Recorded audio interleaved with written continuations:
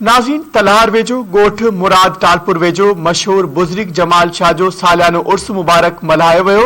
उर्स मुबारक के मौके ते लगायल मेले में मल जा मुकाबला, ॿारनि लाइ झूलन समेत मुख़्तलिफ़ शयुनि जा स्टाल लगाया विया। वधीक तफ़सील पेश है रुस्तम अली कहरी जी रिपोर्ट। तलहार लॻो गोठ मुराद टालपुर भरिसां बुज़ुर्ग औलिया जमाल शाह जो सालियानो उर्स मुबारक अक़ीदत व एहतराम सां मल्हायो वियो। उर्स मुबारक के मौके ते ॿारनि जी तफ़रीह लाइ झूला, मिठाई जा दुकान ऐं रांदीकनि जा दुकान पिणु लगाया विया ऐं सिंध जी सकाफ़त ठिकर जे थांव जो पिणु ज़बरदस्त वापार कयो वियो। गॾोगॾु सिंध जी क़ौमी रांदि मल पिणु कराई वई, जंहिंमें बरपासे जे मल पहलवाननि पंहिंजो ज़ोर आज़माए माण्हुनि खां ख़ूब दाद सां गॾु रोक रक़म जा इनाम पिणु वसूल कया। इन मौके ते एसएचओ तलहार धणी बख़्श मरी ऐं मल पहलवाननि ऐं शौक़ीननि धरती टीवी न्यूज़ सां ॻाल्हाईंदे चयो त ये मेला मलाकड़ा सदन का सिंध जे सकाफत रही जो अज डी ताई हलंदल है। अज पे मेलो है जते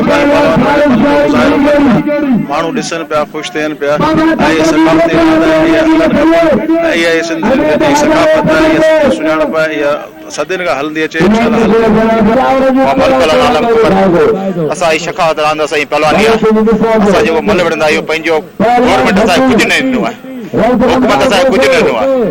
असा पंजो नहीं जाते असा गुजारो है, इन फन के असी उजारे वे असा गरीब असा के गवर्नमेंट के अपील के असा कुछ कयो आए असा जो जाटो हलदा आयो पंजो पेट गुजर के नायो। ई असा जो सालानो मेलो है जमाल शाह दरगाह जो जो तकरीबन अज 60-70 साल पुराणो है।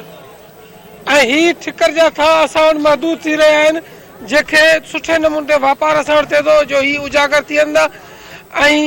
2 साल थिया जो असा मानू वीचारा घर में महदूद थी रहा है कोरोना वायरस के करे। सो इन करे थोड़ी घणी ये असांजी तफरीह है। ही असा वटि हींअर चिंगला ॿारनि जी तफरीह लाइ करे जेको ॿार वीचारा 2 साल थिया आहिनि केॾा निकिरी न सघिया आहिनि कोरोना वायरस जे करे, स्कूल बि बंदि। इन तफरीह जे करे ही चिंगला लगाया विया आहिनि, मञारी जा दुकान लगाया विया आहिनि, मिठाई जा स्टॉल लगाया विया आहिनि।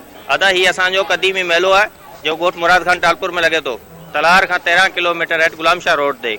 इनमें तमाम बेहतरीन शयूं अचन थियूं ऐं बेहतरीन जेको सो करतूत ॾेखारिया वञनि। कैमरामैन मुनव्वर अली जतोई सां गॾु रुस्तम अली कहरी, धरती न्यूज़, तलहार।